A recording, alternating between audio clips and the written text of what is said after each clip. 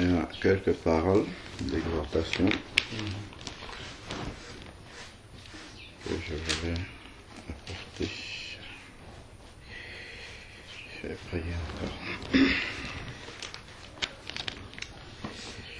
Seigneur Père Dieu Tout-Puissant, nous voulons encore te rendre grâce pour ce moment de partage de ta parole que tu nous donnes d'avoir. Tu dis dans Romains 10 au verset 17 que la foi vient de ce qu'on entend et ce qu'on entend vient de ta parole. Père, que cette parole-ci puisse produire la vie en nous, que nous ayons cette vie en abondance, Seigneur Père éternel, et que le débordement de cette vie en nous, Seigneur Père, puisse être bénéfique pour ceux qui nous entourent, Seigneur Père éternel. Merci encore de nous conduire par ton esprit au travers de cette parole, que vraiment, Seigneur Dieu, tu puisses parler à nos cœurs afin que nous puissions toujours être meilleurs et réjouir ton cœur lorsque tu nous vois vivre. Au nom de Jésus-Christ, amen. Je vais commencer par Job 1. Je crois on en avait parlé dimanche dernier, mais on va lire Job, c'est juste avant les psaumes. C'est le livre qui vient juste avant les psaumes.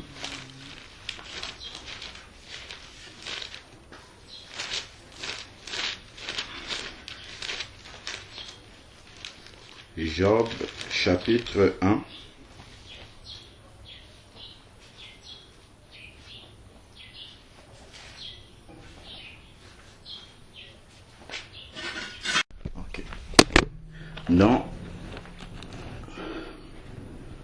Au verset 6 dans le Job chapitre 1, il est dit: Or les fils de Dieu vinrent un jour se présenter devant l'Éternel, et Satan vint aussi au milieu d'eux. L'Éternel dit à Satan: D'où viens-tu? Satan répondit à l'Éternel: De parcourir la terre et de m'y promener. Donc Satan parcourt la terre et il regarde dans les vies, surtout des enfants de Dieu, pour voir s'il n'y a pas une faille par laquelle il peut les séduire. C'est ce qu'il a fait déjà avec le Seigneur Jésus dans le désert. Et la Bible nous dit bien que le disciple n'est pas plus que son maître. Voilà pourquoi le Seigneur nous demande de résister au malin et il s'enfuira loin de nous. Résister par la parole de Dieu, en confessant la parole de Dieu. Résister en nous préservant du péché, comme on disait tout à l'heure dans 1 Jean verset 5 au 1 Jean chapitre 5 verset 18, il est dit que celui qui est né de Dieu ne pratique pas le péché, il ne vit pas volontairement dans le péché, mais il se garde lui-même à cause de l'esprit de Dieu qui habite en lui, qui est un esprit de sainteté. Il va rechercher la sainteté, et comme le diable n'aime pas la sainteté, le diable ne le touche pas. C'est ce qui est écrit. Le diable ne peut pas toucher à sa vie. Donc quand Satan vient essayer de réclamer quelque chose dans la vie de cette personne-là, il n'a pas l'autorité spirituelle de le faire. Mais si dans notre vie, nous gardons des choses qui appartiennent à Satan, il a l'autorité légale spirituellement de venir récupérer dans notre vie ce qui lui appartient. Donc c'est pour cela que nous devons rompre avec le péché, couper les ponts complètement avec le péché dans notre vie. Sinon, cela donne accès à Satan dans nos vies. Et il va dire au verset 8, ici, la Job 1, verset 8, « L'Éternel dit à Satan, as-tu remarqué mon serviteur Job?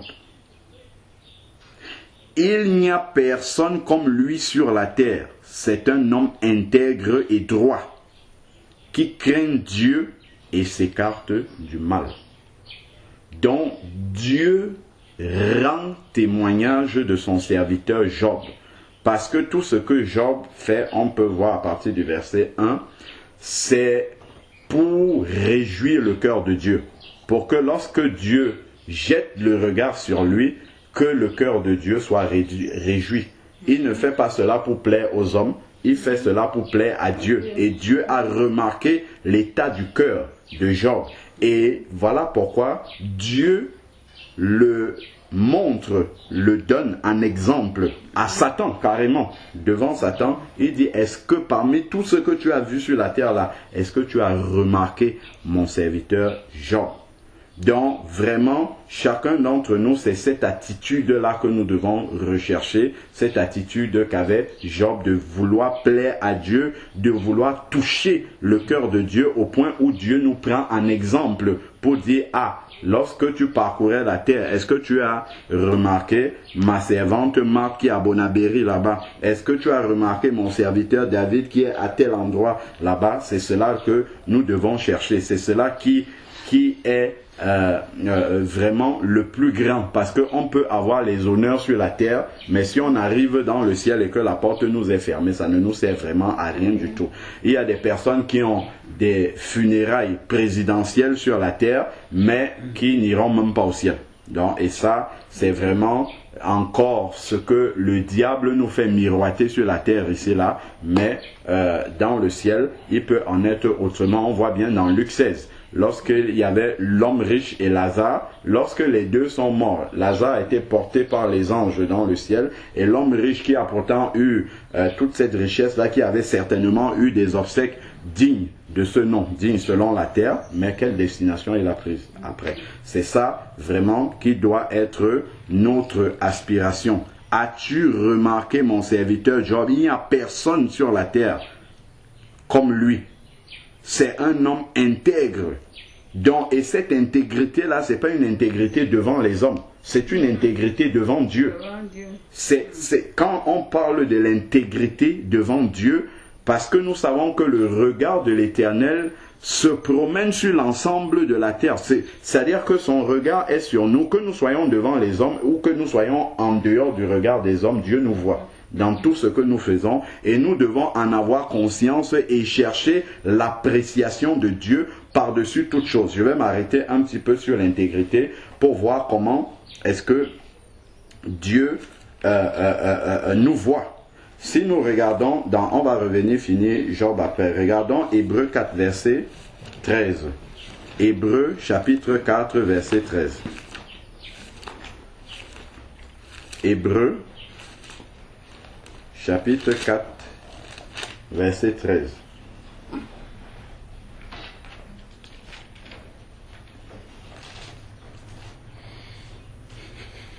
Hébreux 4, verset 13 dit, il n'y a aucune créature qui soit invisible devant lui, devant Dieu. Tout est mis à nu et terrassé aux yeux de celui à qui nous devons rendre des comptes. Donc nous devons toujours en avoir conscience que quel que soit l'acte que je pose, quelle que soit la réflexion, la pensée que j'ai dans mon cœur, quelle que soit la parole que je prononce, tout sera amené en jugement devant Dieu. Et nous devons rendre des comptes non pas aux hommes, parce que les hommes peuvent nous juger parfaits, mais au final, ce ne sont pas ces hommes-là qui vont nous juger, mais c'est Dieu qui sonde les reins, qui sonde les cœurs, celui devant lequel rien n'est caché, c'est devant lui que nous devons rendre des comptes. Rendre des comptes dans tous les domaines de notre vie, que ce soit des actes que nous avons posés, que ce soit des réflexions, des pensées que nous avons eues, que ce soit des paroles que nous avons prononcées. Et cela est très important. Lorsque nous regardons dans Matthieu 5, par exemple, il y a quelque chose de fondamental sur lequel on peut avoir une négligence, mais pour Dieu ce n'est pas négligent, ce n'est pas à négliger. Pourquoi? Parce que c'est le fruit de nos lèvres qui glorifie Dieu. Comme le dit si bien la Bible, la vie et la mort sont attachés au pouvoir de notre langue. Dans ce qui sort de la bouche, nous devons faire extrêmement attention à ce qui sort de la bouche, parce que par la langue, nous pouvons donner la vie, mais par la langue aussi, nous pouvons amener la mort. Donc, il faut, et Jésus, on voyait bien, c'est par les paroles de Jésus qu'il créait des choses, qu'il amenait la guérison, qu'il appelait des choses qui n'existent pas à l'existence. Donc la puissance de la parole est très importante. Voilà pourquoi nous devons faire très attention à ce que nous prononçons. Si nous prenons Matthieu chapitre 5 verset 21, il est dit, et ça c'est vraiment la révolution qu'on a dans le Nouveau Testament, c'est que dans l'Ancien Testament, il fallait commettre un acte, par exemple un adultère. Il fallait vraiment que tu ailles prendre la femme de ton prochain, que tu ailles commettre un acte avec elle pour que ça soit considéré comme un adultère. Mais quand Jésus vient, il juge déjà l'intention même seulement. Donc si tu as seulement, tu vois la femme de ton prochain et que la pensée même seulement te vient de te dire que ça pourrait être quelqu'un avec qui je vais me mettre, tu as déjà commis un péché. Pourquoi? Parce que pour le Seigneur Jésus, si tu avais eu l'occasion de le faire, tu l'aurais fait. Donc c'est pour ça qu'il considère que l'acte est déjà posé. Donc il faut se repentir. Donc il juge déjà dans la pensée même, dans l'intention du cœur. Donc quand il parle de l'intégrité, il prend en compte tous ces aspects-là. Ces aspects qui sont encore dans notre pensée, qui sont encore en train de cheminer dans notre cœur avant même que le péché, l'acte ne soit posé. Verset 21, il dit, vous avez entendu dire aux anciens, tu ne commettras pas de meurtre. Celui qui commet un meurtre est passible de jugement. Oui, effectivement, dans la loi de Moïse, si tu tuais quelqu'un, on te tue aussi. Celui qui tue par l'épée, meurt par l'épée, on te tue. C'est ce que la loi disait. Mais moi, donc voilà comment Jésus apporte une explication plus profonde. Pourquoi? Parce que les Israélites n'avaient pas le Saint-Esprit en eux. Donc ils obéissaient à la loi de Moïse, mais le Saint-Esprit n'habitait pas en eux. Dieu n'habitait pas en esprit à l'intérieur de leur corps. Voilà pourquoi nous, les chrétiens, les enfants de Dieu de la nouvelle alliance, Dieu est plus exigeant envers nous parce qu'il est venu habiter à l'intérieur de nous. C'est nous qui sommes le temple du Saint-Esprit, comme dit 1 Corinthiens 3, verset 16. Nous sommes devenus le temple du Saint-Esprit, l'habitation de Dieu en esprit. Voilà pourquoi Dieu est très exigeant envers nous. Et nous sommes représentants de Dieu. Si on lit dans 2 Corinthiens, chapitre 5, versets 16 à 19, il dit que Dieu exhorte par notre bouche. Donc quand, en tant qu'enfant de Dieu, quand nous ouvrons la bouche pour parler aux gens de la part de Dieu, c'est comme si c'est Dieu qui se mettait là pour parler à ces personnes-là. Voilà pourquoi Dieu est exigeant envers ce qui sort de notre bouche. Même quand nous ne sommes pas en train de parler de lui, il est très exigeant parce que notre bouche doit être sanctifiée, parce que c'est par cette bouche-là que nous donnons également la parole qui vient de l'Éternel, comme si c'est lui-même qui parlait au travers de notre bouche. Donc au verset 22, il dit, « Mais moi, je vous dis, quiconque se met en colère contre son frère, cela sera passible de jugement. » Donc même se mettre en colère contre quelqu'un et rester dans cet état de colère. La parole de Dieu dit que le soleil ne se couche pas sur notre colère. Si nous sommes en état de colère, ça ouvre la porte au diable directement. Le diable peut venir s'aimer de mauvaises pensées et ça va accoucher du péché. C'est pour ça que le Seigneur dit, si on entre dans un état de colère, je crois il le dit dans Éphésiens, ne faites pas de péché. Que le soleil ne se couche pas sur votre colère, parce que si on va dormir dans cet état-là, justement, on ouvre la porte à l'ennemi pour qu'il vienne semer de mauvaises pensées, et là on pourra être amené à commettre des actes que Dieu réprouve. Donc il dit, quiconque, donc si on se met en colère, il faut très vite prier pour sortir de cet état-là, est passible de jugement. Celui qui dira à son frère raka, c'est-à-dire insensé, sera passible du Sanhédrin. Celui qui dira insensé sera passible de la géhenne. Si je te dis insensé et que je meurs maintenant, je vais en enfer. Juste parce que c'est sorti de ma bouche, insensé, fou. Si je t'insulte fou et que je meurs là tout de suite, je vais en enfer. C'est ce que Jésus dit. Pourquoi? Il faut comprendre pourquoi il dit ça. Parce que déjà, ma bouche doit être sanctifiée. La parole qui sort de mes lèvres, dans cette même bouche, la parole de Dieu sort. Et Jacques dit, dans Jacques 3, quand il parle de la langue, il dit en fait que de la même bouche ne peuvent pas sortir l'eau douce et l'eau amère. L'eau amère. L'eau douce qui est censée être des paroles de bénédiction, des paroles de grâce et en même temps des paroles de condamnation. Il ne faut pas qu'il en soit ainsi. C'est Jacques 3 qui dit cela. Maintenant, si je dis à quelqu'un fou, insensé, idiot par exemple, qu'est-ce que ça veut dire? Ça veut dire celui qu'il est n'a pas choisi de l'être. Il ne s'est pas créé lui-même. C'est le créateur que je suis en train d'insulter. C'est pour ça que Jésus est si dur avec cela. Parce que en fait, si je dis cette parole à la personne, ce n'est pas lui. Comme par exemple, on voit quelqu'un dit celui-là est laid. Ça, c'est Dieu que je suis en train d'insulter. Je suis en train de dire cette pièce-là, parce que nous sommes comme des pièces, comme la Bible dit qu'il est le potier et nous sommes l'argile. Nous sommes comme des pièces qu'il a fabriquées et qu'il a posées. Donc si je dis celui-ci est laid, celui-ci est vilain, ça veut dire que je dis potier, tu as raté cette pièce-ci.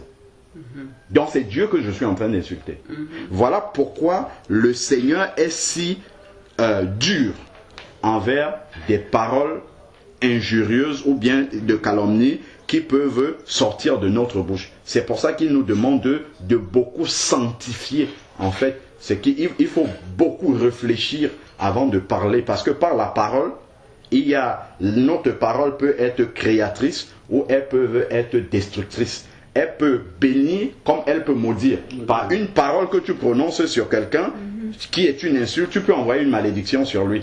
C'est pour ça que le Seigneur Jésus dit que si nous disons insensé à quelqu'un, nous sommes passibles de la géhenne. Donc c'est vraiment des sujets sur lesquels il faut faire très attention et se repentir par rapport à cela. Le Seigneur, quand on n'est pas sensible à ces choses-là, le Seigneur est là pour nous éclairer et nous amener à la perfection en fait. Que nous puissions être comme Job. Que quand Dieu regarde, il dit, est-ce que tu as remarqué mon serviteur un tel? Si on regarde dans Romains 2, on avait vu ça dimanche dernier, Romains 2 verset 28, qui est vraiment l'excellence que nous devons chercher. Il dit, Romains 2 verset 28, le juif, ce n'est pas celui qui en a les apparences. Ce n'est pas celui qu'on voit, on dit, ah, vraiment celui-là, je crois que ça c'est un enfant de Dieu parce qu'il a une grosse Bible et qui va à l'église. Ou bien qui chante des cantiques. Le juif, ce n'est pas celui qui en a les apparences et la circoncision de la chair. Donc celui qui est circoncis physiquement. Ce n'est pas celle qui est apparente dans la chair. Mais le juif, c'est celui qui l'est intérieurement, dans le cœur. Qui réalise dans son cœur toute action, toute pensée, tout ce qu'il veut faire, c'est pour plaire à Dieu. C'est pour réjouir le cœur de son père, de son maître. Et avant de poser un acte, il y a déjà cette réflexion intérieure qui est là, qui est produite par le Saint-Esprit. Est-ce que l'acte que je vais commettre glorifie Dieu? Est-ce que la parole qui va sortir de ma bouche glorifie Dieu? Est-ce que cette pensée que je suis en train d'alimenter et de nourrir à l'intérieur de moi, est-ce que cela glorifie le Seigneur Jésus, glorifie Dieu? Donc il dit, mais le juif, verset 29, Romains 2, verset 29, c'est celui qui l'est intérieurement, la circoncision est celle du cœur. Ce n'est plus dans la chair que la circoncision pour Dieu compte, mais c'est ce qui est dans ton cœur. Jésus disait dans Matthieu 15 que c'est c'est dans le cœur en fait que toutes les pensées mauvaises se préparent, voilà, germent et puis finalement produisent le péché. Il dit selon l'esprit et non selon la lettre.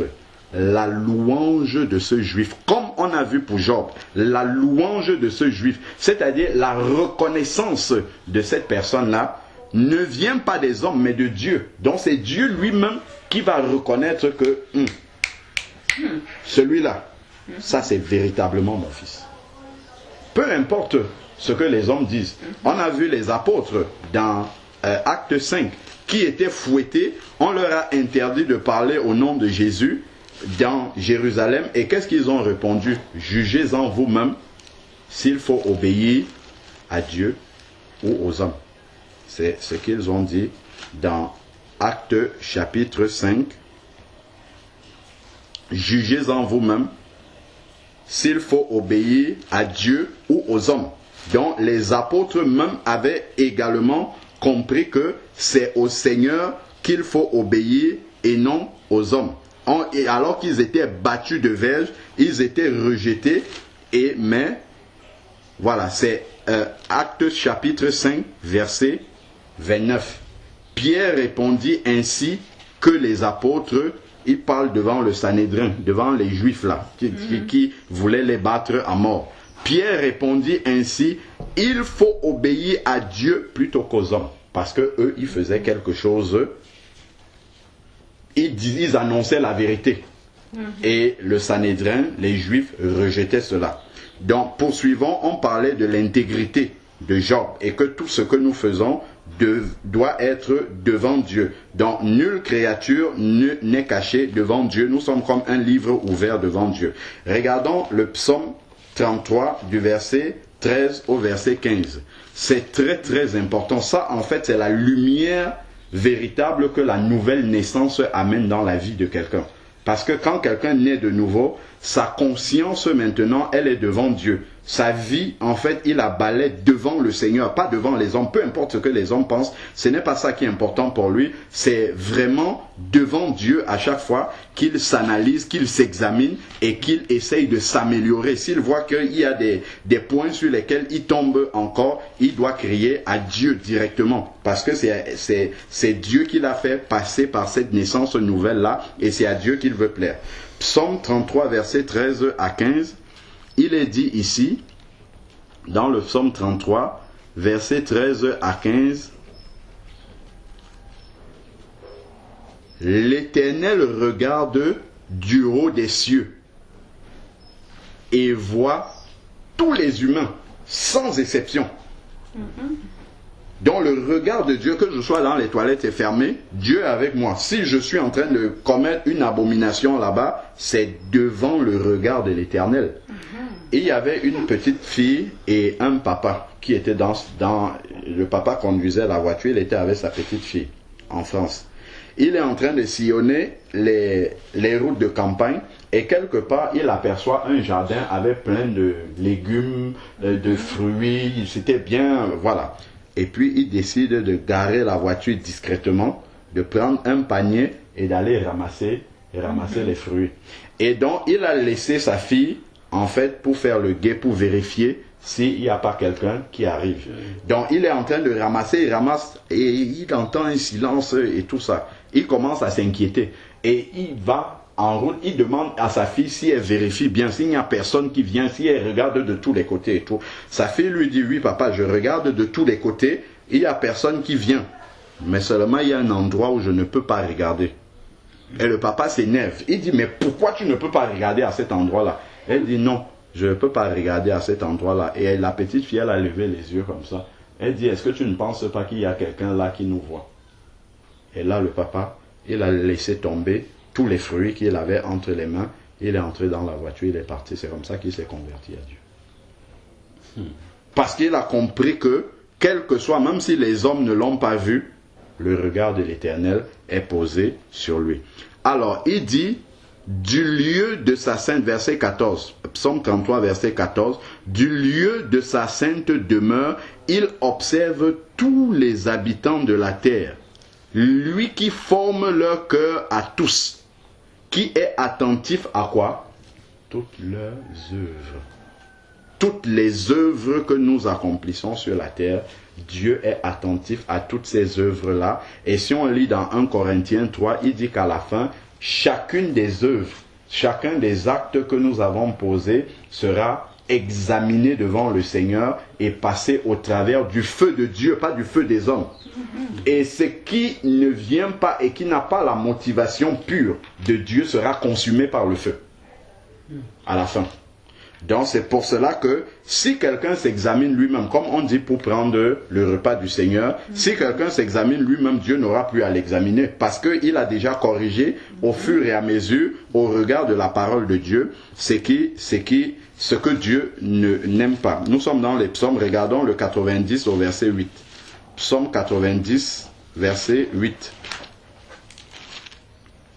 c'est important parce que c'est au travers de toutes ces petites choses-là que celui qui n'est pas chrétien, quand il voit un chrétien, tout de suite il comprend que je ne suis pas comme lui. Lui, il a une manière d'être que je n'ai pas.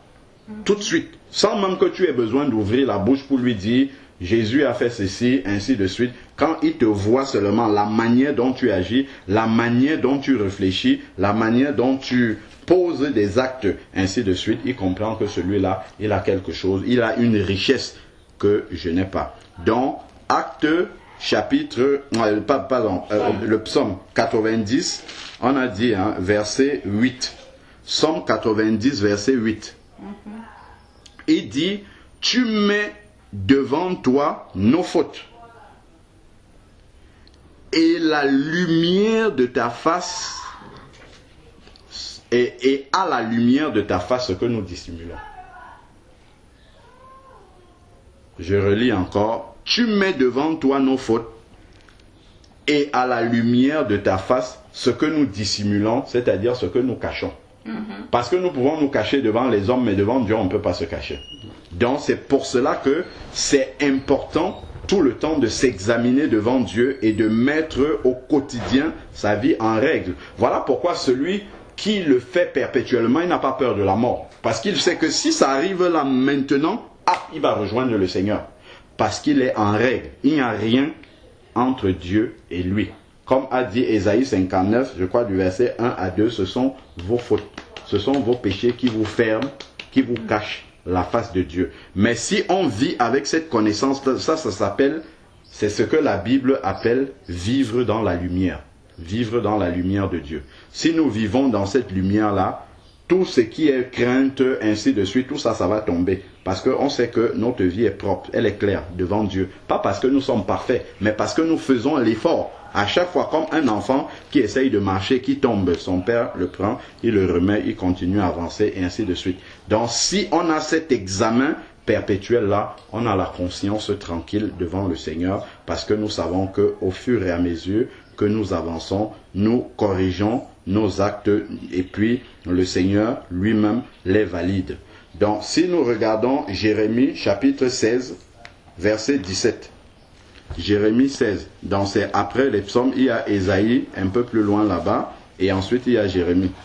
Jérémie chapitre 16. Et tout ça, tous ces détails-là, c'est ça la base, le fondement même de la vie chrétienne. Et dans les milieux chrétiens, souvent, on ne parle même pas on survole, et puis on est dans beaucoup d'activités. On pense que le bon chrétien, c'est celui qui donne beaucoup d'argent, c'est celui qui est présent à toutes les réunions. Non, c'est dans ces petites choses-là que le Seigneur, lui, c'est ça qui est important pour lui. C'est là-dessus, en fait, que le Seigneur nous observe bien.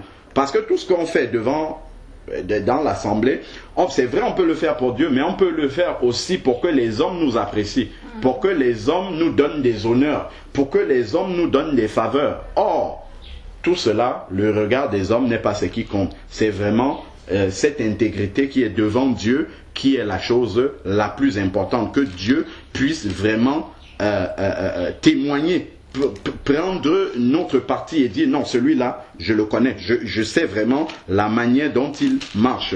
La manière dont il marche, c'est quelqu'un d'intègre, c'est quelqu'un d'entier. Quand il fait quelque chose, vraiment, sa conscience est pure. S'il tombe, c'est vraiment qu'il ne pouvait pas, il était coincé, et puis il a même crié à moi, et puis dans sa faiblesse, il n'a pas pu accomplir la promesse qu'il avait donnée. Donc, Jérémie chapitre 16, verset 17. Jérémie 16, verset 17 dit: car mes yeux,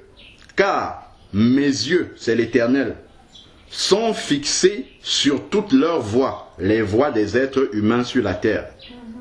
Elles ne sont pas cachées à mes regards,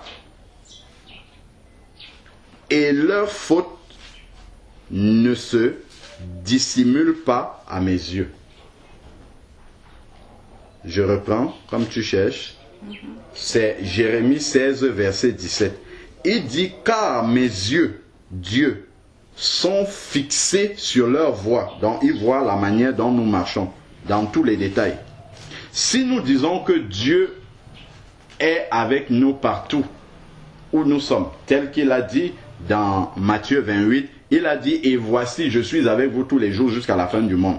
Bon, souvent on utilise cela, lorsqu'on est dans une difficulté, on dit, Seigneur, tu as dit que tu es avec nous tous les jours jusqu'à la fin du monde, donc tu es avec nous, tu ne vas pas nous abandonner, et donc tu vas apporter la solution à la difficulté dans laquelle nous sommes. Mais on oublie aussi que quand tout va bien, dans toutes nos voies, dans tous les actes, dans toutes les paroles, dans toutes les pensées que nous avons, il est aussi là. Il n'est pas seulement avec nous dans la difficulté, mais il est aussi avec nous en dehors de la difficulté. Quand nous sommes dans notre vie normale de tous les jours, le Seigneur est aussi là et il scrute, il regarde toutes nos actions et les anges écrivent. Il y a des anges scribes qui écrivent tout ce que nous faisons. C'est pour ça qu'à la fin, il y a des grands livres qui sont ouverts avec toute notre vie là-dessus. Mais si on s'examine au fur et à mesure, tous ces livres-là sont effacés en ce qui nous concerne. Donc il dit ici, car mes yeux sont fixés sur toutes leurs voies. Et elles, les voies, elles ne sont pas cachées à mes regards. Et leurs fautes ne se dissimulent pas à mes yeux. Donc si on a commis, si la parole de Dieu dit que ça, ce que tu fais là, c'est une faute, ça ne peut pas disparaître devant Dieu tant qu'on ne s'est pas repenti. Tant qu'on n'a pas demandé pardon sincèrement à Dieu, cette faute-là est devant le Seigneur. Et il dit dans Romains chapitre 6, verset 23, le salaire du péché c'est la mort, c'est la séparation éternelle d'avec Dieu. C'est pour cela que nous devons amener devant le Seigneur toutes ces fautes, tous ces péchés. Lorsqu'on entend la parole de Dieu et que nous voyons que cela, nous avons des choses qui ne glorifient pas Dieu, on doit s'arrêter, prendre un moment. Seigneur, voilà, il y a encore tel aspect, il y a tel autre aspect, il y a ceci qui n'est pas encore en ordre devant toi. Je te demande pardon, aide-moi à me détacher de cela et à marcher conformément à ta volonté, à marcher entièrement en toute intégrité avec toi. Et là, le Seigneur peut approuver notre vie. Le Seigneur peut mettre un sceau, son cachet sur notre vie, comme il a mis le cachet sur la vie de Job. Et dire, ça là, celui-là, c'est véritablement mon enfant. Jérémie 32, verset 19. Puisque nous sommes dans Jérémie, c'est toujours dans le même sens. Et ça, en fait, ce que nous disons là, c'est tout ce que la nouvelle naissance produit dans la vie de quelqu'un. C'est tout ce changement profond là, en fait. Parce que quand on est de nouveau comme un enfant qui vient au monde, après, l'enfant doit apprendre à prendre du lait. Il doit apprendre à marcher, ainsi de suite. C'est tout ça, c'est ça qui amène la croissance, le changement, ce que la Bible appelle le fruit digne de la repentance. Donc quand on est repenti réellement, la vie est transformée derrière. C'est pour ça que Jean-Baptiste disait aux pharisiens qui venaient recevoir le baptême de repentance, il leur disait race de vipères, Matthieu 3, versets 7 à 8. Race de vipères, qui vous a appris à fuir la colère à venir? Au lieu de vous déclarer enfant d'Abraham, produisez plutôt du fruit digne de la repentance. C'est-à-dire que votre vie soit changée, que votre vie soit transformée. C'est cela même qui vous donnera la vie éternelle. Et non seulement dire, moi je suis un chrétien, moi je suis un enfant de Dieu. Non, il faut que la vie que tu manifestes, la vie que tu pratiques, témoigne, rende témoignage vraiment au regard des hommes, au regard de Dieu, que celui-là est véritablement un enfant de Dieu. Donc, Jérémie 32, verset 19. 32, verset 19 dit, « Tu es grand en conseil et puissant en action. Tu as les yeux ouverts sur toutes les voies des êtres humains. » C'est tout cela que nous sommes toujours en train de regarder. Et nous savons que c'est lui devant lequel nous devons rendre des comptes. Tu as les yeux ouverts sur toutes les voies des êtres humains pour rendre à chacun selon ses voies, selon le fruit de ses agissements. Selon ses voies, selon le fruit de ses agissements. Donc voilà pourquoi nous devons vivre vraiment dans la lumière, dans la présence de Dieu, marcher vraiment comme si Dieu était avec nous physiquement, en fait. Comme s'il nous accompagne partout, comme s'il était là, avec nous. Et la réalité, c'est ça, en fait. La réalité spirituelle, c'est ça. Parce que non seulement il est avec nous, mais il est en nous, ce qui est encore plus grand. Il est en nous, il habite à l'intérieur de nous. Et nous sommes censés être l'heureux. Si quelqu'un veut savoir comment sont les Chinois, qu'est-ce qu'il fait? Il va à l'ambassade de Chine et il regarde les Chinois, il saura comment sont les Chinois, sans même être allé en Chine. S'il va à l'ambassade de Chine, il regarde les Chinois, il saura que, ah voilà, c'est comme ça qu'ils ont les yeux tirés, ils sont plutôt filiformes, ainsi de suite. De la même manière, quelqu'un qui ne connaît pas Dieu, il veut savoir comment Dieu est, comment Jésus est, qu'est-ce qu'il fait? Il cherche les chrétiens. Il regarde les chrétiens, il dit, ah c'est comme ça que leur Dieu là, il doit être. Il y a des Grecs qui sont venus à Jérusalem, qui ont demandé à André et à Philippe, nous voudrions voir Jésus. Et dans cette parole-là, il y a quelque chose de fort. Aujourd'hui, Jésus n'est plus physiquement présent. Si quelqu'un dit, nous voudrions voir Jésus, on va l'amener là où il y a les chrétiens. On va dire, voilà, Jésus, c'est eux là. Donc, si je pose un acte, en fait, je ne pose pas un acte juste pour moi. S'il y a un meurtre qui est commis là dans le quartier, et que c'est un Chinois qui a commis, tout le monde va dire, voilà, les Chinois là, ils sont comme ça. Donc, si un chrétien pose un acte, il y avait quelqu'un qui était allé faire des jeux de hasard quelque part, et quelqu'un d'autre est venu, il dit, mais attends, celui-là, tu veux lui vendre tes jeux de hasard, là, il ne va pas prendre, c'est un témoin de Jéhovah. Et l'autre va lui dire, mais il y a un chrétien qui est venu ici, lui, il a joué à ça sans problème. Et donc, en fait, lui, il a entendu ça, il va se dire, ah, les chrétiens, ils jouent au jeu de hasard. Parce qu'un seul est tombé en faute devant lui, il va englober tout le monde là-dedans. Donc c'est pour ça que les actes, les réflexions, les paroles que nous portons, nous sommes censés être représentants du royaume de Dieu, là où nous apportons ces paroles, ces actes-là. Donc ce que nous faisons, c'est, nous engageons en fait tout le royaume de Dieu dans ce que nous faisons. Voilà pourquoi le Seigneur dit que nous sommes ses ambassadeurs. L'ambassadeur, c'est quelqu'un qui représente son pays en terre étrangère. Donc, c'est 2 Corinthiens 5 qui nous le dit, versets 16 à 20. Nous sommes ambassadeurs de Dieu, comme si Dieu exhortait par notre bouche. Donc, effectivement, tout acte que nous posons, c'est au nom du royaume de Dieu que nous sommes en train de le faire. Même si nous ne sommes pas en train de parler de Dieu. Donc, c'est pour ça que nous devons être vigilants, justement, dans les actes que nous posons. 2 Corinthiens 5, à partir du verset 16. Et c'est d'ailleurs là qu'il dit que si quelqu'un est en Christ, il est une nouvelle créature. 2 Corinthiens 5, verset 16, qui dit, « Ainsi, dès maintenant, nous ne connaissons personne selon la chair. Même si nous avons connu Christ selon la chair, donc physiquement, ils l'ont rencontré, nous ne le connaissons plus de cette manière. Si quelqu'un est en Christ, il est une nouvelle créature.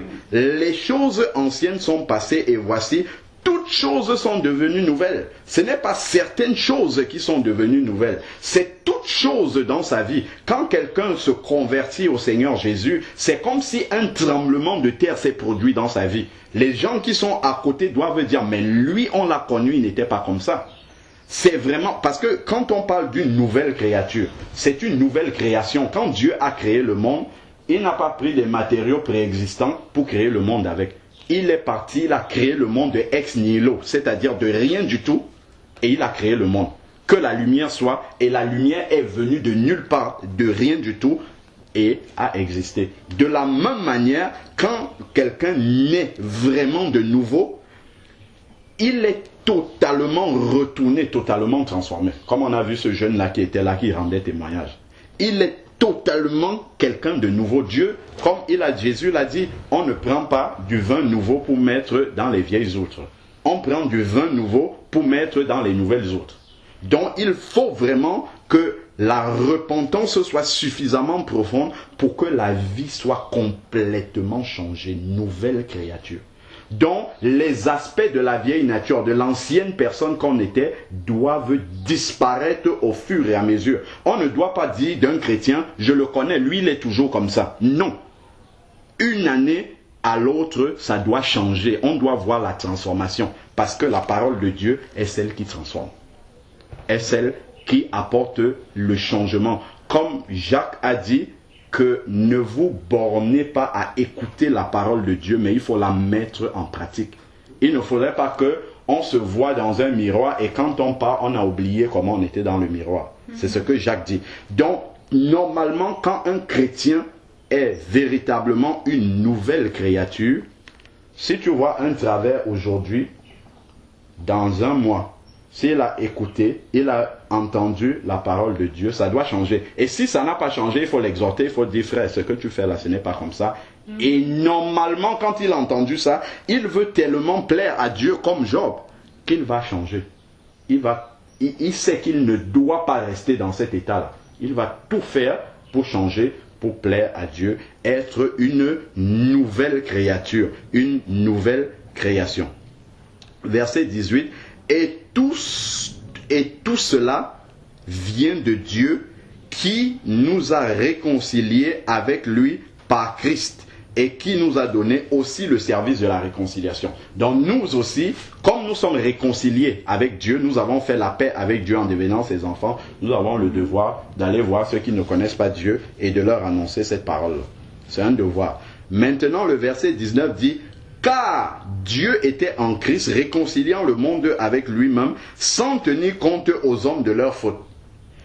Il a mis la parole de la réconciliation dans notre bouche. Quand tu vas parler du Seigneur à quelqu'un, ne te demande pas qu'est-ce que je vais lui dire. Ouvre la bouche et tu verras, Dieu va la remplir. Il va mettre dans ta bouche ce que tu dois dire à cette personne. Donc, le verset que je voulais lire, c'est le 20. Nous sommes donc ambassadeurs pour Christ. Donc représentants de Christ. Ce que nous posons comme acte, c'est comme si c'est Christ qui l'avait posé. C'est en son nom que nous posons les actes, que nous prononçons une parole. Comme si Dieu exhortait par nous par notre bouche.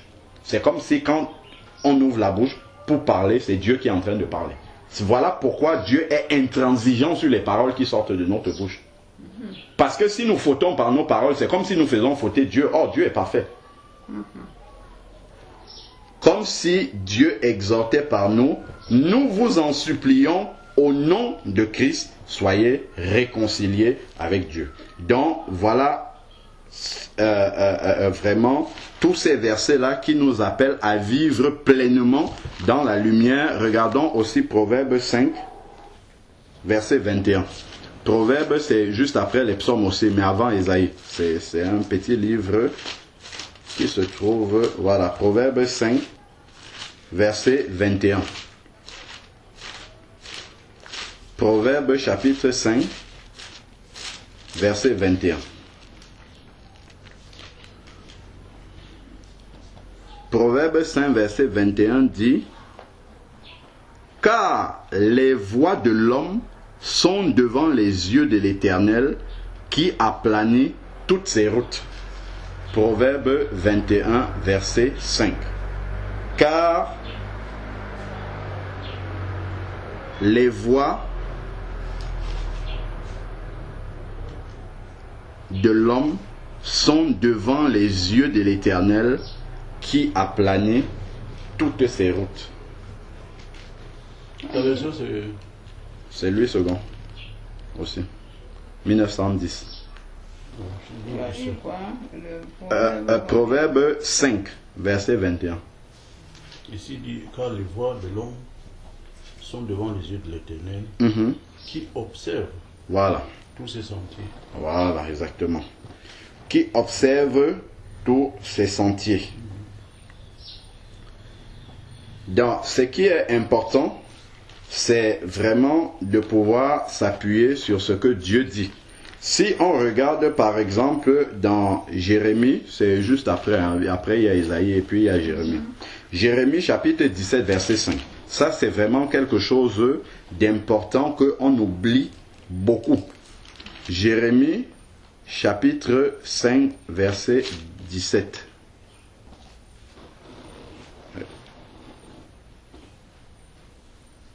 Jérémie 17, 5, autant pour moi, c'est l'inverse.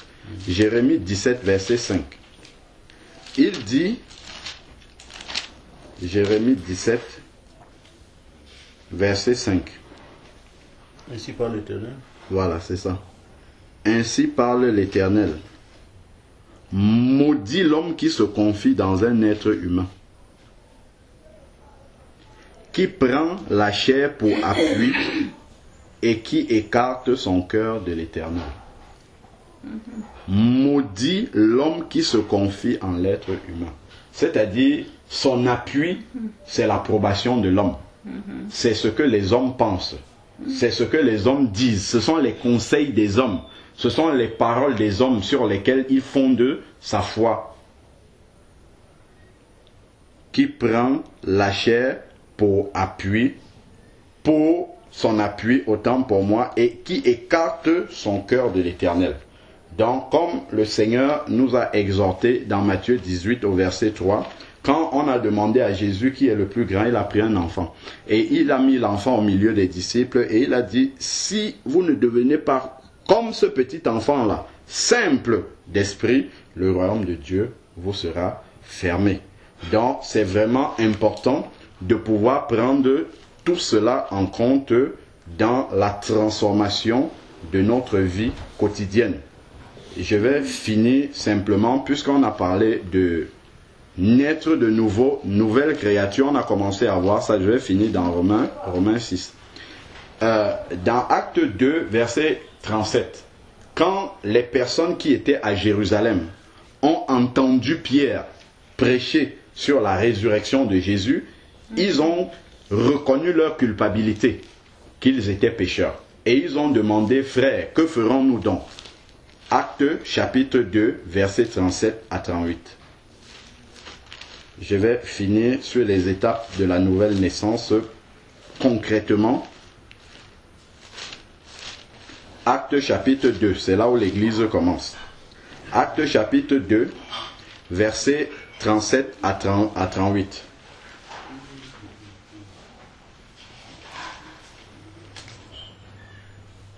Acte 2, 37 à 38. Il est dit, après avoir entendu cela, ce que Pierre avait prêché, ça commence au verset 14 là, jusqu'au verset 36. Après avoir entendu cela, ils eurent le cœur vivement touché. Donc quand on entend l'évangile, on reconnaît sa culpabilité, le cœur est touché et ils vont dire eux-mêmes spontanément, c'est pas Pierre qui va leur demander, ils vont dire à Pierre, que ferons-nous frères? Qu'est-ce que nous devons faire pour être sauvés? Maintenant qu'on reconnaît que nous sommes coupables, qu'est-ce qu'il faut faire? Et verset 38, Pierre leur dit, 1. Repentez-vous. On a vu la dernière fois, Proverbe 28, verset 13, c'est reconnaître ses péchés devant Dieu et les abandonner. Prendre la décision de les abandonner. Celui qui cache ses transgressions ne prospère pas, mais celui qui les confesse et qui les délaisse obtient miséricorde. Proverbe 28, verset 13. C'est ça la vraie repentance. C'est mettre sa vie, étaler sa vie. On a vu de toute façon que notre vie est déjà devant Dieu, avec tous les versets qu'on a lus là. Donc maintenant, il faut aller soi-même dans l'humilité devant Dieu et dire, voici ma vie telle que tu la vois. Je te demande pardon parce que j'avais fait telle chose à tel moment. Je te demande pardon et Dieu peut même nous envoyer demander pardon à des personnes que nous avons offensées. C'est cela qui va apporter la vraie repentance dans notre vie. Donc là, une fois que nous sommes repentis, c'est Alain, non? C'est Alain qui ramène le... Donc, il a dit, première étape, c'est repentez-vous. Deuxième étape, et que chacun de vous soit baptisé au nom de Jésus-Christ et pour le pardon de vos péchés. Donc, pour que quelqu'un devienne chrétien, il ne faut pas qu'il aille faire le catéchisme. Ça n'existe pas dans la Bible, d'aller faire le catéchisme. Ça n'existe pas. C'est ça le problème. Si tu regardes dans Matthieu 28, Jésus a dit, allez, faites de toutes les nations des disciples. C'est quoi faire de toutes les nations des disciples? C'est leur annoncer que vous êtes pécheurs et vous êtes perdus, repentez-vous. S'ils se repentent, ils deviennent des disciples. C'est ça faire des disciples. Donc, se repentir et accepter Jésus comme leur Seigneur et leur Sauveur. C'est la première étape. Une fois qu'ils ont fait ça, quelqu'un peut devenir disciple en 5 minutes. L'eunuque éthiopien, c'est quel catéchisme qu'il a fait? Philippe est entré dans le char, il a expliqué la parole de Dieu à l'eunuque, et l'eunuque voit l'eau, il dit, qu'est-ce qui empêche que je sois baptisé? Philippe, c'est dans Acte 8, à partir du verset 26. Philippe lui dit, si tu crois de tout ton cœur, cela est possible. Il dit, je crois de tout mon cœur. Il fait arrêter le char, il entre dans l'eau, il est baptisé. Et l'histoire, et puis, comme ça, le Seigneur va continuer le travail qu'il a commencé avec lui. Donc, les étapes que Jésus donne dans Matthieu 28, faites de toutes les nations des disciples. C'est quoi? C'est annoncer leur la repentance. Jésus lui-même, avant de venir, a envoyé Jean-Baptiste, un prophète avant lui, pour prêcher un seul message, la repentance. Quand Jésus lui-même, dans Matthieu 4, a commencé son ministère, la première parole qui est sortie de sa bouche, c'est « Repentez-vous, car le royaume de Dieu s'est approché ». Donc, quand quelqu'un passait par la repentance, il devenait un disciple. Il commence à suivre Jésus.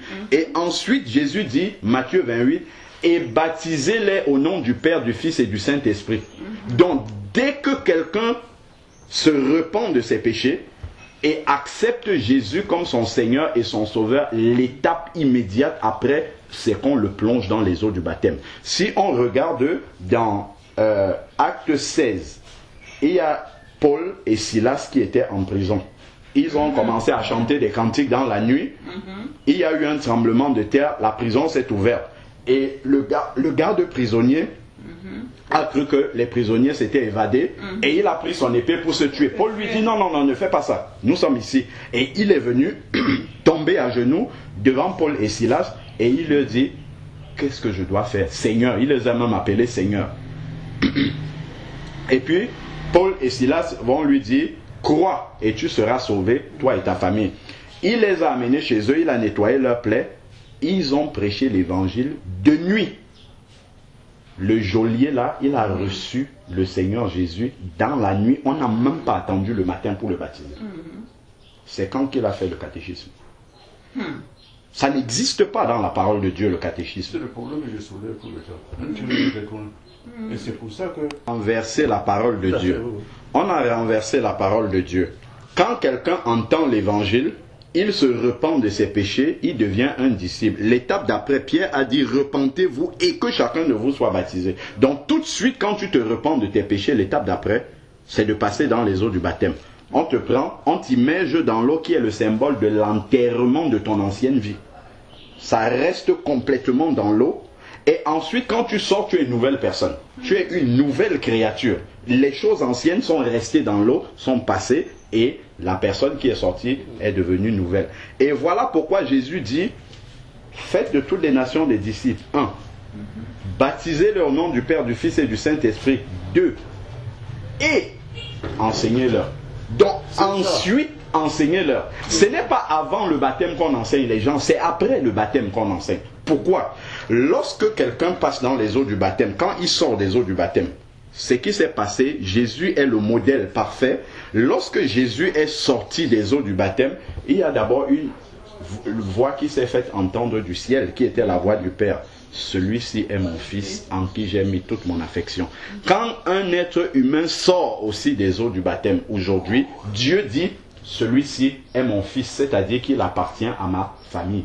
Il est entré dans l'église. Ensuite, il y a une deuxième chose qui s'est produite, il y a un deuxième phénomène qui s'est passé quand Jésus est sorti des eaux du baptême, c'est que l'Esprit Saint est descendu sur lui sous la forme corporelle d'une colombe. Ça, c'est l'image de la réception de l'Esprit Saint. Pierre le dit ici. Repentez-vous et que chacun de vous soit baptisé au nom de Jésus-Christ pour le pardon de vos péchés. Il dit à quoi? Et vous recevrez le don du Saint-Esprit.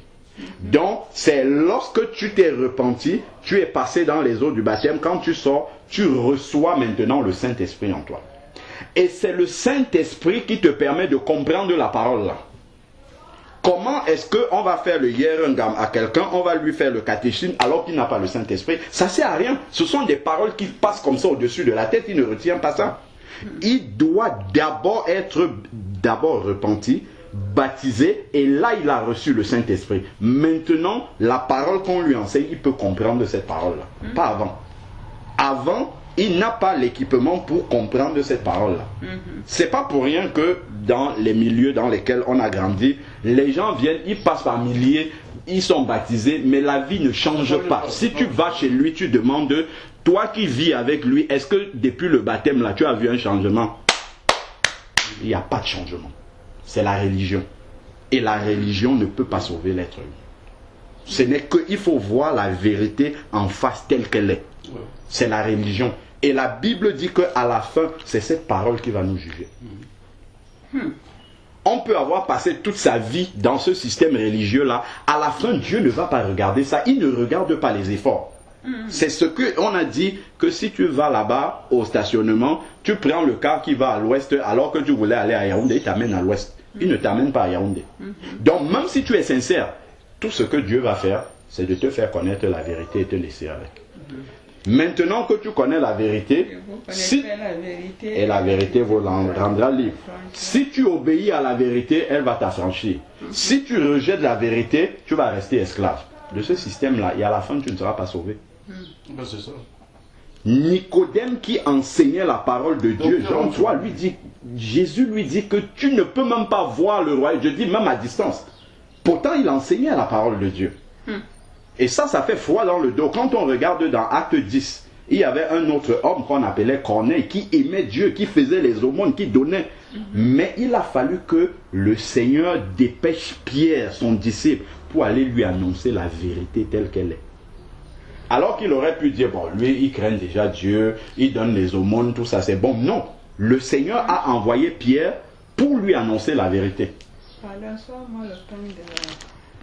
Vraiment, cette vérité-là, c'est dans les jours là, c'est sorti, qui apporte la vie. C'est la vérité qui apporte la vie éternelle. Comme Jésus a dit, je suis la porte des brebis. Celui qui entre par cette porte-là aura la vie. Mais si on entre dans le Seigneur par la porte de la religion, on n'aura pas la vie. Donc c'est pour ça qu'il faut bien dissocier ce que les hommes ont fait de la parole de Dieu et ce qui est écrit. Il faut aller soi-même lire ce qui est écrit et appliquer ce qui est écrit et non ce que les hommes ont dit.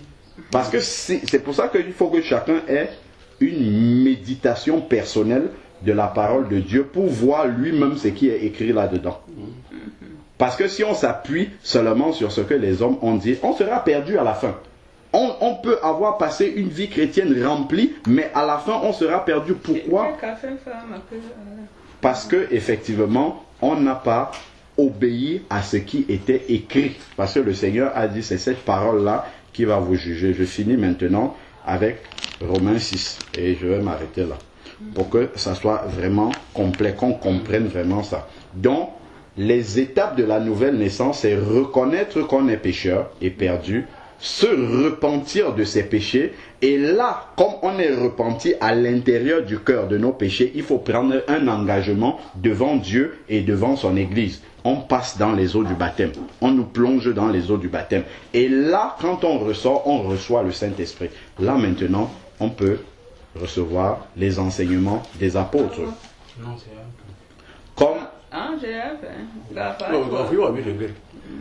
Acte 2 dit, les 3000 qui ont été baptisés, voilà encore un autre exemple, le jour de la Pentecôte, ceux qui ont entendu la parole que Pierre a prêchée, ils ont été baptisés le jour même, c'est écrit. 3000 personnes.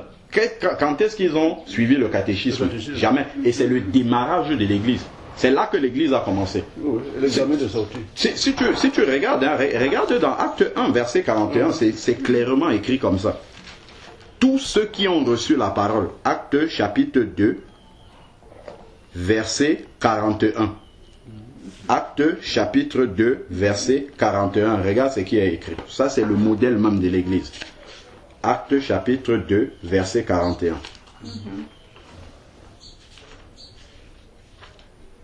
Acte 2, verset 40. Acceptèrent sa parole, furent baptisés. Et en ce jour-là, le nombre des disciples s'augmenta d'environ 3000 âmes. Donc, tu as vu, j'ai relis aussi dans cette version, il est dit, verset 41, acte 2, 41, ceux donc qui reçurent de bon cœur sa parole, la parole que Pierre a prêchée, furent baptisés.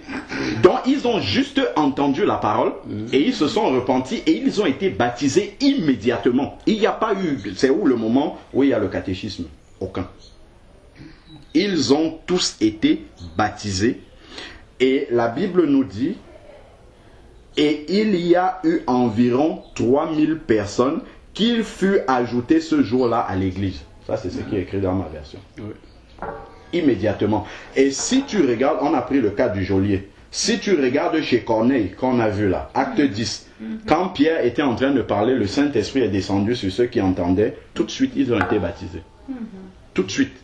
Il n'y a pas de temps pour le catéchisme. C'est après qu'on commence à enseigner les personnes qui ont reçu le Seigneur dans leur vie et qui sont passés dans les eaux du baptême. C'est après, c'est pas avant. C'est la religion qui fait le catéchisme pour être sûr que les gens ne partent pas. Mais ce n'est pas nous qui retenons les gens dans le Seigneur, c'est le Saint-Esprit qui retient les gens.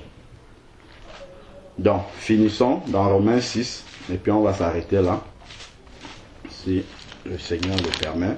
C'est important vraiment de dissocier ce qu'on a toujours cru être la vérité et ce que nous voyons décrit. C'est très important. Parce que le problème, c'est que les gens, même si on leur annonce la vérité, eux-mêmes voient ce qui est écrit, ils vont s'entêter à continuer. Mais à la fin, la Bible dit dans Acte 17, verset 31, Dieu, sans tenir compte des temps d'ignorance, appelle tous les hommes qu'ils aient à se repentir. Parce qu'il a prévu un jour pour le jugement. Quand on ne connaît pas la vérité, Dieu nous considère comme ignorants. Mais une fois qu'on l'a entendu, on devient responsable devant Dieu. Donc si on n'applique pas cette parole-là, on n'est plus un ignorant, mais on est un rebelle. Celui qui rejette la parole de Dieu est rebelle. Il n'est pas ignorant. Une fois qu'il a entendu la vérité. Donc, prenons maintenant Romains chapitre 6 à partir du verset 3. Même du verset 1, pour bien comprendre le contexte. Et puis on va finir par là. Chapitre 6. Oui, verset 1, à partir du verset 1. Romains 6. Oui, Romains 6. C'est cela qui parle vraiment de la vie du croyant justifié. La grâce délivre de l'esclavage du péché. C'est ce qui est écrit chez moi. Que dirons-nous? Oui, c'est bon, je vais lire et puis je vais commenter en même temps. Il dit, que dirons-nous donc? Demeurerions-nous dans le péché? C'est parce que le verset d'avant dit que là où le péché a abondé, la grâce a surabondé. Et il explique pour dire que ce n'est pas une raison pour vivre dans le péché. Que dirions-nous donc? Demeurerions-nous dans le péché afin que sa grâce abonde? Certes, non.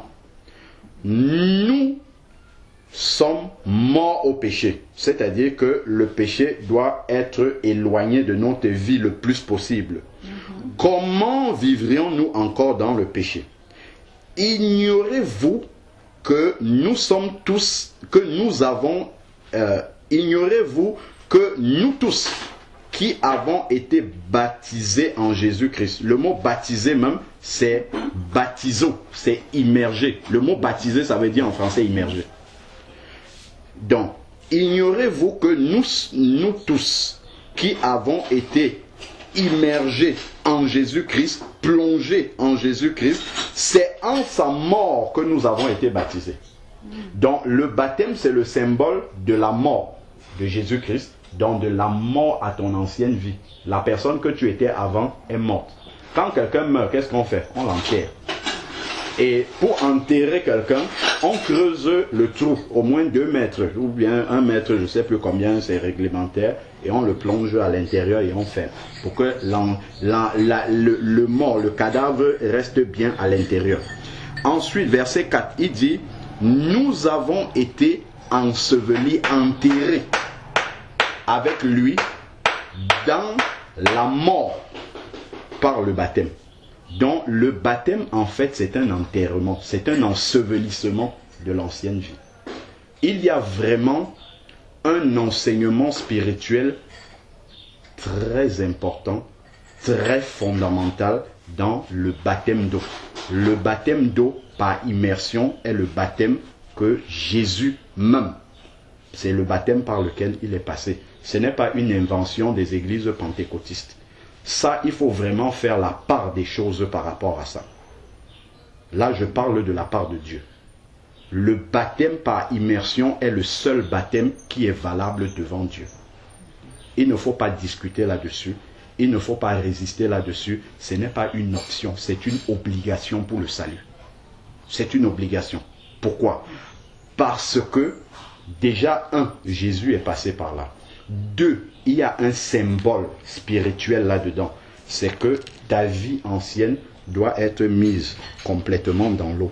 Et quand tu ressors, tu es une nouvelle personne. Tu t'es identifié à la mort avec Jésus-Christ. Si on ne t'a pas plongé complètement dans l'eau après la repentance, parce que même si on t'a plongé dans l'eau par immersion et que tu n'es pas repenti, ce baptême n'est pas valable devant Dieu.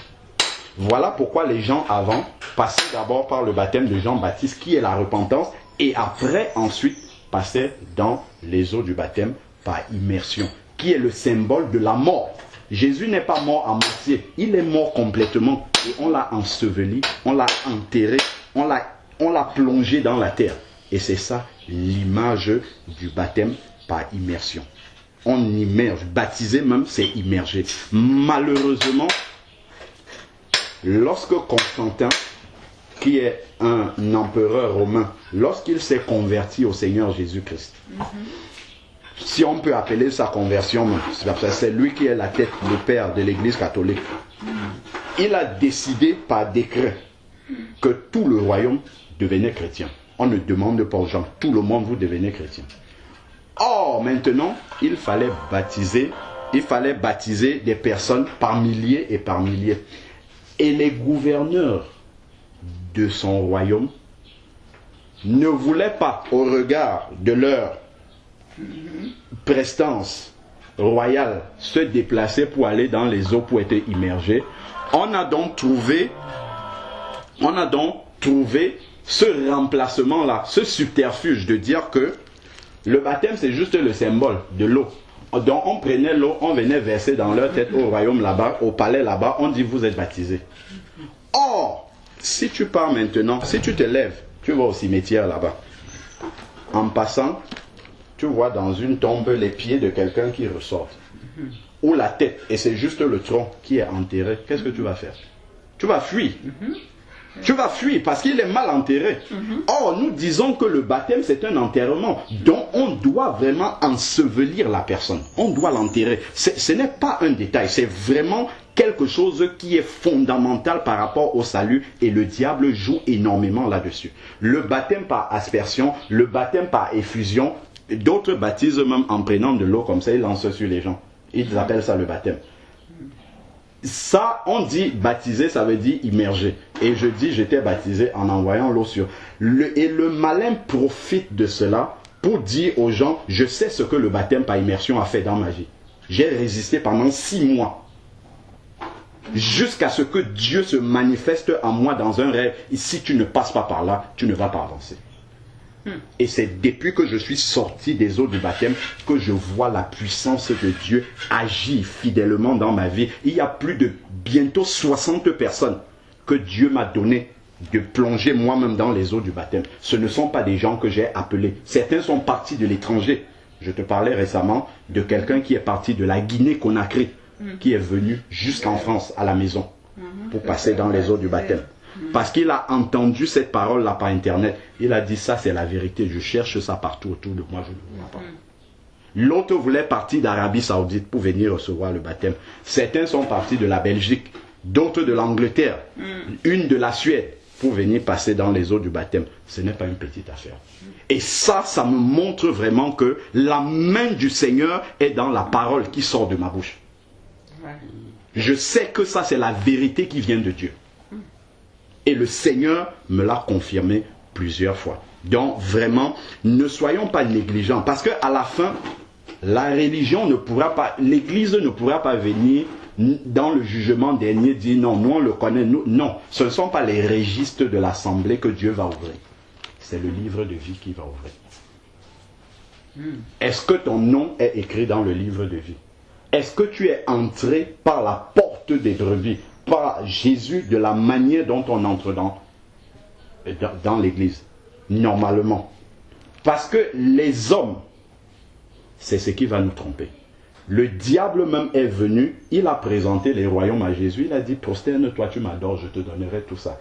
Ces honneurs des hommes-là, c'est ça qui va nous perdre. Il faut obéir comme un enfant. J'ai vu, il y a récemment là, une sœur qui m'a appelé de Lyon. Elle dit, j'ai parlé du Seigneur à mon père. Mon père a accepté, il habite à Neubel-Lycée, à côté de l'église Bamoun. Mon père a accepté le Seigneur, je fais comment? J'ai dit, ma soeur, je connais un pasteur qui peut l'aider. Je lui ai donné le numéro du pasteur Benjamin. Le papa là a 84 ans. Pasteur Benjamin l'a baptisé. Et il m'a appelé après. Il a dit, le papa là, il est passé dans les eaux du baptême. À 84 ans. Un autre papa haïtien dans l'église, l'assemblée où on était, en France là-bas, ses filles étaient converties, il a 8 enfants. Il y a 6 qui étaient convertis. Sa première fille a prié pendant 32 ans pour que le papa puisse se convertir. On l'a baptisé à l'assemblée là-bas, 83 ans. À 83 ans. Donc vraiment, soyons humbles de cœur. Laissons ce qu'on nous a annoncé là-bas depuis tout petit. Obéissons. Maman, que Dieu te bénisse abondamment et richement d'avoir eu le cœur d'un enfant à 86 ans de plonger dans les eaux du baptême. Je t'assure que si tu décèdes aujourd'hui, je rendrai témoignage devant tout le monde. Je dirai devant tout le monde que ce que tu as fait, vraiment, le cœur de Dieu a été touché par ce que tu as fait. Parce que c'est ça la vérité. Tu n'as pas regardé que mes soeurs, mes frères, ainsi de suite, parce que c'est ça qui peut te perdre. Mes oncles, mes grands-pères, tout le monde est pas... Non. Tu as obéi à ce que tu as entendu. Le Seigneur Jésus dit, lorsque Marthe vient se plaindre, que sa sœur Marie est assise et elle écoute la parole de Dieu au lieu de l'aider à la cuisine, le Seigneur Jésus va lui dire, Marthe, Marthe, tu t'en fais pour beaucoup de choses. Marie a choisi la bonne part qui ne lui sera point ôtée. La parole que le Seigneur met sur mon cœur aujourd'hui, c'est de te dire que tu as choisi la bonne part qui ne te sera point ôtée jusque dans la vie éternelle. Tu as choisi la vérité. Reste sur le chemin de la vérité. Ne t'en écarte pas. Ce dont tu as besoin aujourd'hui, c'est de recevoir la vie de la parole de Dieu. Et cette vie-là va continuer à grandir en toi parce que l'Esprit de Dieu habite en toi. Le jour où tu es sorti des eaux du baptême, comme la colombe est descendue sur l'épaule de Jésus, l'Esprit de Dieu est venu habiter en toi. Et il faut croire que cet esprit-là vit en toi. Maintenant, tu as besoin des véritables enseignements, la vérité. Parce que celui qui transmet la vérité n'est que celui qui l'a et qui la vit. Celui qui peut transmettre la vie, c'est celui qui l'a. On ne peut pas donner ce qu'on n'a pas. On donne ce qu'on a en soi. Voilà pourquoi les enseignements que tu reçois là-bas ne peuvent pas véritablement t'apporter la vie dont tu as besoin pour avoir une foi solide et marcher véritablement comme le Seigneur veut. Écoute ce qu'il donne là-bas, mais aie des moments personnels de méditation de la parole de Dieu, de lecture de ces serviteurs de Dieu qui ont vraiment des enseignements qui vont booster ta foi, qui vont vraiment te solidifier dans la foi. Moi, j'ai souvent été, même quand j'étais dans les assemblées, ce n'est pas ce qu'on m'enseignait là-bas que c'est vraiment la méditation personnelle et la recherche personnelle de la nourriture solide. C'est cette nourriture solide-là qui va te permettre de grandir véritablement, grandir spirituellement. Acceptons la parole de Dieu comme des enfants.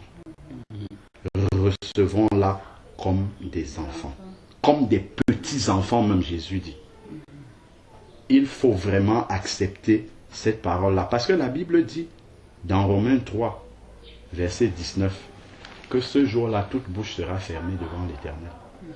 Quelqu'un ne pourra pas venir contester avec Dieu et dire, non, moi c'était plutôt, non. Quand il va venir, il te montre juste la parole. Il dit, tu avais entendu. Est-ce que tu as obéi? C'est tout ce qu'il va dire. Et toi, maintenant, tu ne pourras pas t'expliquer. On ne pourra pas dire, non, moi je croyais ceci. Non, tu avais entendu ma parole. Et c'est tout. C'est vraiment ce qu'il dit, ici, là, dans Romains 4, afin que Christ ressuscité d'entre les morts, par la gloire du Père, de même aussi, nous marchions en nouveauté de vie. Parce que Christ est ressuscité. Quand je sors des eaux du baptême, je suis une nouvelle personne. Comme un enfant qui vient de naître, qui a besoin d'éducation, nous marchons en nouveauté de vie. Et les gens à côté de nous doivent témoigner que là, depuis qu'il s'est converti là, nous voyons le changement. Nous voyons la transformation. Nous voyons que c'est quelqu'un de nouveau vraiment. Même dans sa pensée, les paroles qu'il dit, l'honnêteté, tout cela, nous voyons que vraiment il cherche à plaire à Dieu, même s'il n'est pas parfait. En effet, verset 5, si nous sommes devenus une même plante avec lui, en conformité à quoi? Sa mort. Nous le serons aussi par conformité à sa résurrection. Donc il faut d'abord mourir à son ancienne vie, complètement. Que cette ancienne vie-là soit enterrée, parce qu'un monde doit l'enterrer par les eaux du baptême. Et ensuite, maintenant, on peut espérer ressusciter. Sinon, on va rester bloqué sur beaucoup de choses. Et on va tourner en rond. Moi, je l'ai expérimenté. Pendant 6 mois.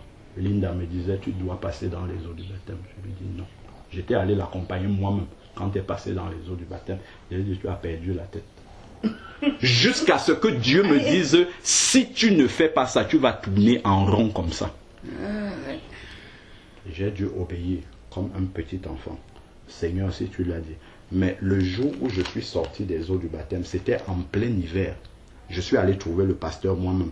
Je lui ai dit, pourtant il avait fait une session de baptême avant. Il a dit, non, vos trucs là, non, je ne suis pas là-dedans. 2 semaines après, quand le Seigneur lui-même m'a parlé, je suis allé prendre le pasteur moi-même dans la voiture. Je lui ai dit, allons en plein hiver, tu vas me baptiser. Il dit, non, attends qu'il va faire beau. Je dis, non, je ne peux plus attendre. Il faut que ça soit réglé. On est parti, il m'a immergé dans l'eau. Je suis rentré, j'ai senti comme un gros poids, un énorme poids qui est quitté sur moi. Et depuis cet instant-là, le Seigneur a commencé à se révéler à moi vis-à-vis, comme je vous ai raconté comment le Seigneur s'est montré à moi pour m'appeler, pour prêcher sa parole. Parce qu'il y a d'abord eu ce renoncement-là complet. Quand je suis sorti des eaux du baptême, j'ai dit, Seigneur, maintenant, tout ce que j'avais appris et que je pensais être la vérité, je laisse tout ça de côté et réapprends-moi la parole de Dieu à zéro. Je ne veux plus m'appuyer sur quelque chose que je connaissais avant. Je veux vraiment que tu m'enseignes ta parole telle qu'elle est écrite. C'est pour ça qu'aujourd'hui, que ce soit les pentecôtistes, que ce soit les baptistes, tout ce que les gens font là, je regarde seulement qu'est-ce qui est écrit dans la parole. Est-ce que ce qu'ils font là, c'est ce qui est écrit et ça ne m'influence pas, quel que soit le nombre. Qu'ils soient nombreux, qu'ils soient 1 milliard, tant pis, s'ils sont dans l'erreur, c'est la parole de Dieu qui à la fin, qui est le seul juge. Le seul fondement, c'est cette parole-là. Je ne m'appuie que là-dessus et sur rien d'autre. Si tu me vois faire quelque chose, c'est parce que j'ai vu ça écrit dans la parole de Dieu. Comme Noé. Noé a prêché pendant 120 ans. Personne ne l'écoutait, mais seul, avec sa famille. Il obéissait à ce que Dieu disait. Les gens se déplaçaient de loin. Ils venaient dire, quel est ce fou-là qui construit une arche dans le désert où il ne pleut jamais. Mais il a continué pendant 120 ans. Qui a été sauvé pendant le déluge? Lui et ses 8. 8 personnes. 8 personnes ont été sauvées pendant le déluge. Les historiens disent que sur la terre vivaient 2 milliards de personnes déjà au temps de Noé. 2 milliards, 8 ont été sauvés. Dans Sodome et Gomorrhe, 3 personnes ont été sauvées. Lot, ses 2 filles. Sa femme même a été transformée en statue de sel. 3. Et le Seigneur nous dit, à la fin des temps, il en sera de même qu'au temps de Noé. Donc c'est celui-là seul qui garde la parole de Dieu telle qu'elle est. Dieu ne va pas abaisser son standard. S'il a dit c'est ça qu'il faut faire pour être sauvé, même s'il y a une seule personne sur la terre. Comme au temps de Noé, il n'y avait que 8. Sur 2 milliards, il a pris 8. Les vierges folles et les vierges sages. Il y a 5 folles, 5 sages. Il a pris les 5 sages, il a laissé les 5 folles. Il ne va pas baisser pour dire je veux sauver tout le monde. Non, il répand la parole. Et maintenant cette parole-là il faut pouvoir l'accepter. Je vais prier. Seigneur Dieu Tout-Puissant, Père éternel, toi le Créateur du ciel et de la terre, voici cette parole que toi-même tu as inspirée par tes apôtres, tes prophètes, tes disciples qui nous ont laissé cette parole. Père, tu as dit que tu es le chemin, la vérité et la vie, et qu'en dehors de toi, il n'y a point de Dieu. Père, voici cette parole qui a été prêchée telle que tu me l'as donnée, Seigneur Père éternel, depuis la France. Père, j'ai accompli ce que tu m'as demandé de dire, sans détourner ni à gauche ni à droite, Seigneur Père éternel. Je laisse tout maintenant entre tes mains, que ta volonté puisse s'accomplir et que la puissance de ton esprit, Seigneur Dieu Tout-Puissant, l'esprit de vérité qui convainc de péché, de justice et de jugement, puisse prendre le relais maintenant dans chacun de nos cœurs, Seigneur Père éternel, afin que nous vivions non conformément, Seigneur Dieu, à la parole des hommes, mais que nous vivions conformément à la seule vérité de ta parole. Seigneur Père éternel, nous nous remettons entre tes mains dans notre faiblesse. Seigneur Père, nous appelons ta force, Seigneur Père, de venir pour nous soutenir. Si nous trébuchons, que ton bras étendu, Seigneur Dieu, puisse nous relever et nous aider à aller de l'avant, Seigneur Père, à marcher conformément à ta parole en tout point, Seigneur Père, que rien ne soit négligé, afin que comme nous avons lu, comme Job, Seigneur Dieu Tout-Puissant, que tu puisses témoigner de chacun d'entre nous. Est-ce que tu as vu mon serviteur un tel? Père, c'est la louange qui vient de tes lèvres que nous recherchons. Nous ne recherchons pas l'approbation des hommes, Seigneur Dieu Tout-Puissant, mais nous recherchons ton approbation, car c'est de cela que nous avons besoin pour pouvoir hériter véritablement de la vie éternelle. Père éternel, que ton nom soit glorifié dans nos vies. Nous te remettons entre tes mains nos familles. Seigneur Père, qui n'ont certes pas entendu cette parole qui a été prêchée aujourd'hui, qui est encore prisonnier, Seigneur, prisonnière du manteau, du voile de la religion. Père, je te prie qu'au nom de Jésus, que tu fasses tomber tous les raisonnements, que tu fasses tomber l'esprit de religion, que tu renouvelles, Seigneur Père éternel, l'esprit enchaîné par des années et des années de religion, afin que la liberté totale puisse venir. Car tu as dit, si le Fils t'a franchi, tu seras réellement libre. Ô Père éternel, fais tomber maintenant, Seigneur Dieu, toutes les hauteurs qui s'élèvent contre la connaissance de Christ dans ma famille, Seigneur Père éternel. Renverse les autels, Seigneur Père, les autels des raisonnements, les autels de la religion, les autels des pensées, les autels des pères anciens qui sont passés. Ô Père éternel, ô Dieu Tout-Puissant, nous te bénissons parce que tu as allumé une flamme dans la famille pour pouvoir éclairer le reste de la famille, Père éternel. Je te bénis encore pour celui qui s'est avancé hier. Je te bénis pour celui qui est aveugle à Fumban. Père, étends ta main maintenant sur François et qu'il reçoive l'attouchement de Jésus. Au nom de Jésus, François reçoit la guérison. Ouvre les yeux et vois que la vie vient dans tes yeux maintenant. Père, je sais que ta main n'est pas trop courte pour le toucher. Seigneur Dieu, manifeste ta puissance dans ses yeux maintenant et qu'il retrouve la vue au nom de Jésus de Nazareth. Seigneur Père, glorifie-toi dans la vie de François. Glorifie-toi, Seigneur Père. Tu as dit que tu feras la différence entre celui qui te sert et celui qui ne te sert pas. Seigneur Dieu, voici venu le moment maintenant de manifester ta puissance dans sa vie. Père, je te glorifie parce que ce que nous te demandons, Seigneur Dieu, c'est ce que tu accomplis fidèlement. Seigneur Père, viens encore dans la vie de maman. Tu vois le problème de transit qu'elle a. Oh Dieu Tout-Puissant, reçois maintenant dans ton corps, dans ton ventre, qui n'arrive pas à transiter. Au nom de Jésus, que la puissance de l'Éternel vienne maintenant et que tu reçoives la vie dans ce ventre. Que ce ventre soit débloqué dans le nom de Jésus et que ses jambes reprennent vie. Que les cellules de ton corps soient régénérées maintenant dans le nom de Jésus. Que ses jambes reprennent vie. Que toutes les inflammations puissent disparaître maintenant au nom de Jésus. Que maintenant toutes tes cellules soient renouvelées. Père éternel, toi qui as la pharmacie céleste, toi qui renouvelles les organes, renouvelle maintenant tous les organes de ce corps au nom de Jésus de Nazareth. Père éternel, je te prie également pour les oreilles de papa, que dans le nom de Jésus, que la guérison vienne maintenant dans ses oreilles, au nom de Jésus, que ta vie puisse venir maintenant en lui, au nom de Jésus. Renouvelle toutes ses cellules, rajeunis toutes ses cellules, au nom de Jésus de Nazareth. Père éternel, je te bénis encore pour ce que tu accomplis en ce lieu. Je te prie également pour Alain, Seigneur Père. Tu vois cet enfant,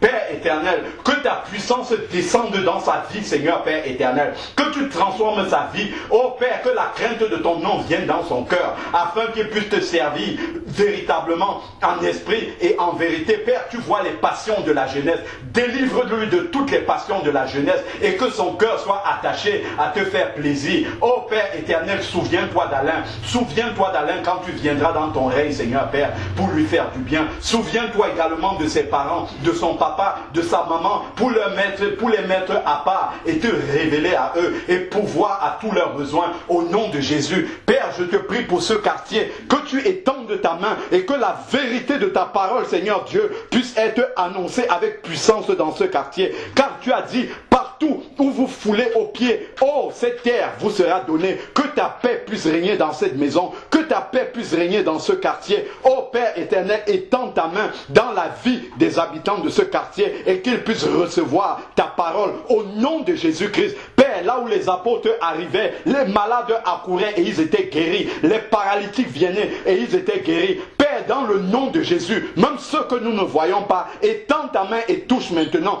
Touche Madame Mbappé, touche Monsieur Mbappé, touche leurs filles, touche tous ceux qui sont malades dans ce quartier, dans le nom de Jésus. Qu'ils sachent que la puissance de Dieu est descendue, Seigneur Père, dans cette ville, dans ce quartier, parce que la présence de Jésus est manifeste, Seigneur Père. Glorifie ton saint nom. Père, nous te bénissons parce que tu accomplis tout cela maintenant pour la seule gloire de ton nom, au nom de Jésus de Nazareth. Amen. Amen. Mon Seigneur, il voudrait qu'il me dise ce qu'il veut que je fasse pour lui.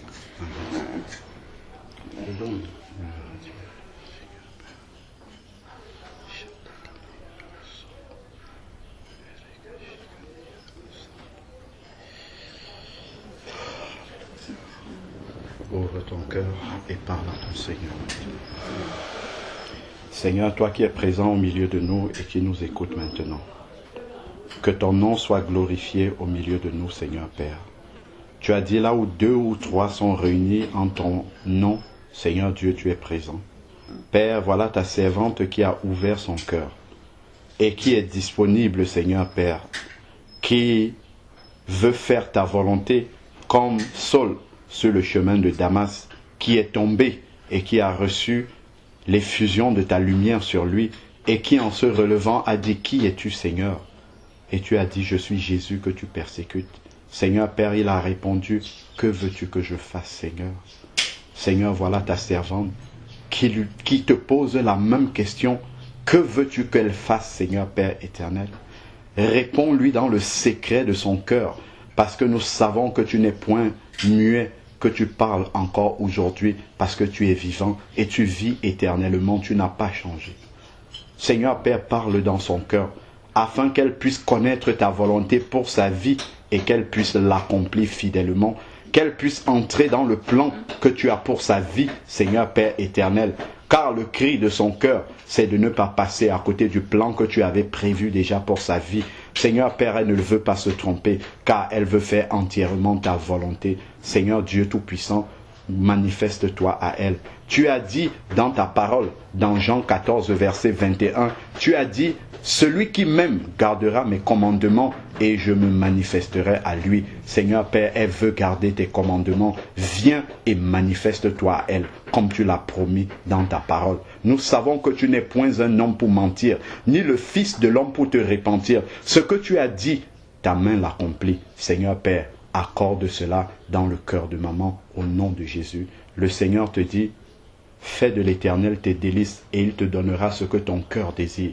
Continue à chercher sincèrement le Seigneur. Recherchez premièrement le royaume des cieux et sa justice. Matthieu 6, verset 33. Et il vous donne, recherchez premièrement, voilà, et tout vous sera donné. Recherche premièrement le royaume des cieux, recherche à plaire à l'Éternel, et tu verras comment le Seigneur va te conduire dans ses plans. Il va te conduire dans sa volonté. Il va te montrer le chemin à suivre. Il va se révéler à toi personnellement. Personnellement, le Seigneur va te parler, que ce soit par des songes, que ce soit par des rêves, que ce soit par des paroles qui viendront dans ton cœur. Le Seigneur te parlera. Oh Seigneur Dieu Tout-Puissant, tu as dit que ta parole ne sort de toi et ne retourne à toi sans avoir accompli ta volonté. Cette volonté qui est agréable et parfaite, Seigneur Dieu Tout-Puissant, parle dans un langage que maman peut comprendre. Parle dans un langage qui lui est familier afin qu'elle puisse écouter ta voix. Père, nous savons que tu es un Dieu de compassion. Seigneur Père, et tu ne parles pas en vain. Tu ne parles pas pour que nous n'obéissons pas. Seigneur Dieu, quand tu as un message, tu le donnes de façon audible pour chacun, pour le destinataire. Père, accomplis cela dans la vie de maman au nom de Jésus-Christ. Amen. Amen.